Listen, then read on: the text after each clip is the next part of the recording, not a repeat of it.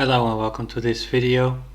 It's a week later than expected, but we upgraded the game to use Godot 4.4 and ran into some trouble, but we fixed most of it. So let's go through the changes since the last release and enjoy the video.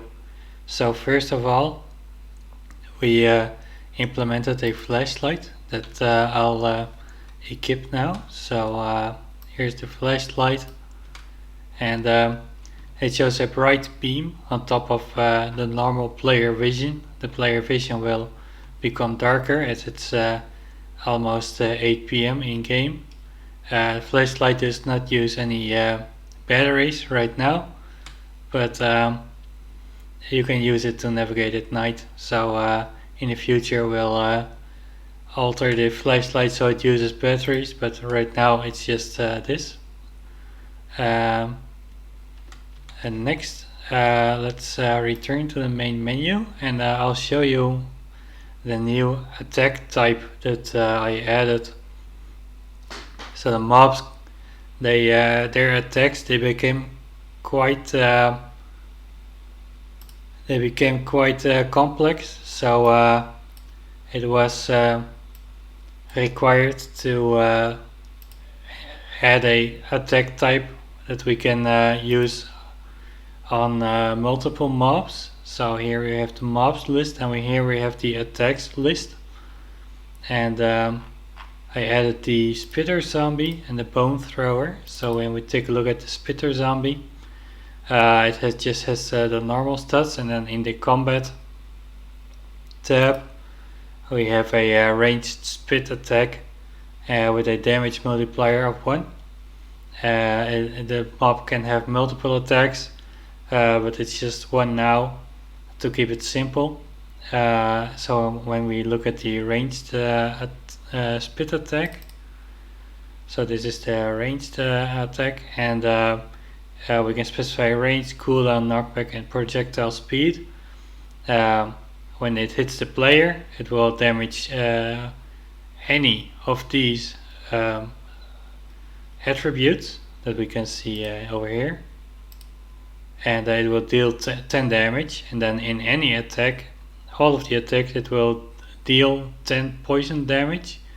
It's just minus 10 because poison will increase and health will decrease, so that's why it's a negative number. And so the spitter zombie will use this attack to attack the player from a distance. And same for Scrap Walker. We have a basic melee attack with a multiplier of 1.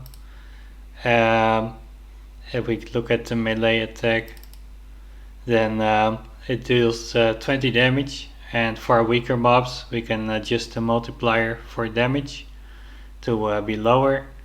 And I also want to add some multipliers for range, cooldown, and knockback.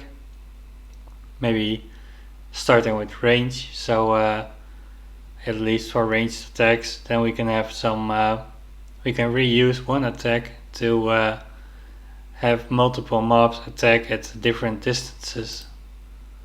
So that's about that.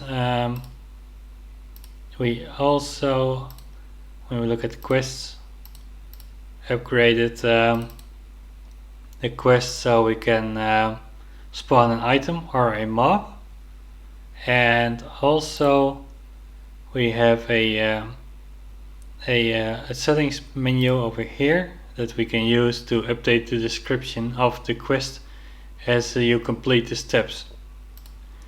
So this description will be shown at the start of the quest, and then when you reach some kind of step, then you can use that to update the description to show something else.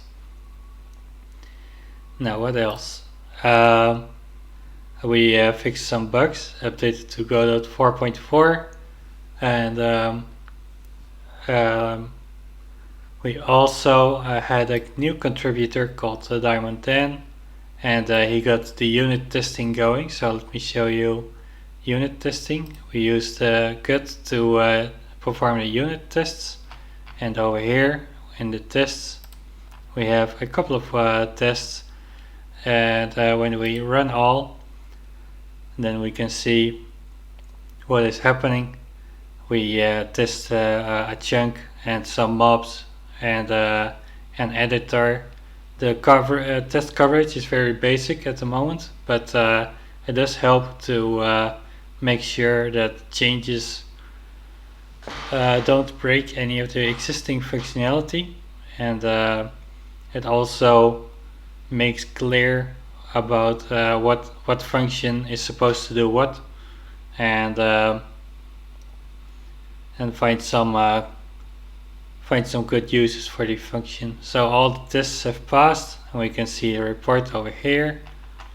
And when we look at the mob test, we can see it's a test script. It calls before each to spawn a chunk and after each to clean up, and then we test the spawning, melee combat, ranged versus melee, and ranged versus furniture.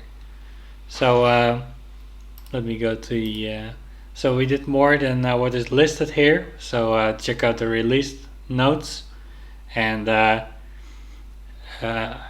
in the next month we'll come up with a new release and hopefully